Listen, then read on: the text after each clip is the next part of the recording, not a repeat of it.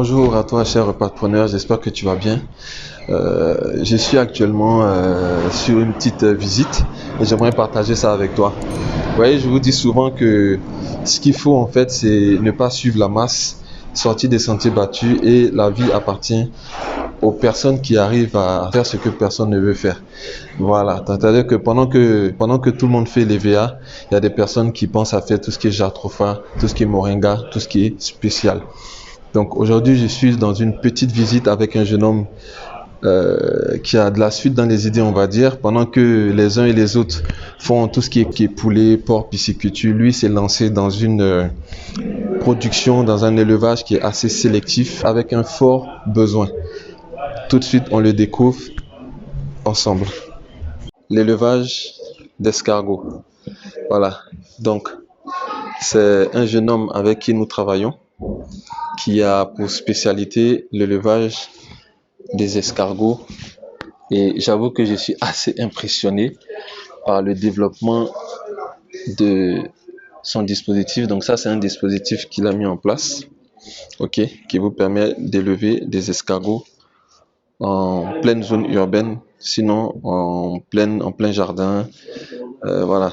Peut-être que même si vous avez une dalle couverte, vous pouvez utiliser ça. Parce que, comme vous voyez, il y a très peu de soleil qui arrive ici. Donc, autant pour les légumes, il faut beaucoup de soleil, autant je suppose qu'ici, ça va être plus l'ombre qui va être déterminant.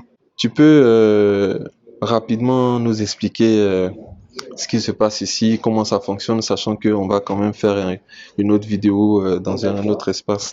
Ok, donc ça s'appelle tout simplement l'hydroculture. En un mot, c'est l'élevage de l'escargot. Et nous faisons en fait la chatinaculture. C'est tout simplement, ou encore dire, je dirais, l'élevage de l'escargot géant africain. Pourquoi géant africain? Parce que les escargots des pays tropicaux sont costauds relativement à ceux au fait de l'Occident. Voilà, et cet élevage est mis en place, c'est vrai, à titre expérimental, mais aussi principalement au fait pour pouvoir en fait profiter du revenu. Quand je parle du revenu, je veux parler des œufs.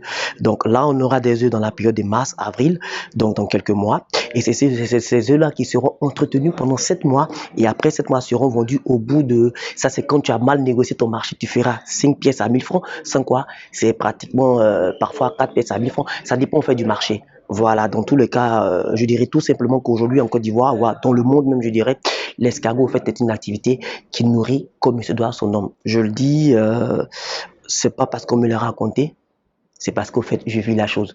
Je suis liciculteur, je suis monsieur escargot, c'est ma passion, c'est ma vie, c'est ce que je fais. Et est-ce que tu peux nous dire un peu ce que c'est comme le dispositif, comment il D'accord. fonctionne? Ce qu'il faut savoir, c'est que quand on fait l'élevage d'escargot, il ne faut pas s'éloigner d'une chose naturelle. Enfin, une chose principale, je dirais tout simplement, il faut chercher à ressembler à son environnement naturel, même si on est dans la civilisation. Donc, du coup, on a ici une caisse, voilà, qui fait 3 mètres de long et 1 mètre de large. Ça sous-entend que normalement, on devrait avoir 75 escargots dans ces 3 mètres carrés là. Et en dessous, on a mis de la moustiquaire. Pourquoi la moustiquaire? Donc, je peux creuser. Voilà. On a la moustiquaire en dessous. D'accord, Voilà. pour isoler. Voilà, pour isoler, voilà quoi, pour isoler, comment on appelle ça, je peux dire, voilà quoi, l'intérieur de l'extérieur. Et par la suite, pour éviter la présence des prédateurs, ça sous-entend fourmis, ça sous-entend même les serpents, surtout qui sont de véritables prédateurs, et aussi les rats, les rongeurs en fait, voilà. Donc quand on finit la moustiquaire en dessous, on essaie de mettre du sable, donc d'une épaisseur max de, quand on est en hors sol, dans un dispositif pareil, on part à 10 cm. Quand on est dans le sol, on part à 30 cm de profondeur. Par la suite, on essaie de mettre une couverture végétale. Donc la couverture végétale, c'est tout simplement un ensemble de feuilles mortes, voilà, qu'on met juste pour conserver l'humidité. Voilà, le matin, il y a une température à respecter. Par contre aussi le soir, il y a une température à respecter pour que l'animal puisse éviter ou encore ne puisse pas connaître 3 phénomènes, hein, l'estivation, quand il s'enterre dans le sol, quand il retourne dans sa coquille parce qu'il a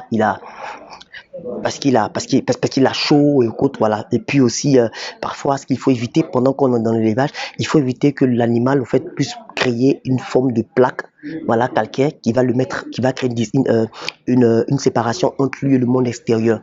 Ces périodes-là, en fait, emmènent l'animal à ne pas nous donner bon rendement en termes d'œufs.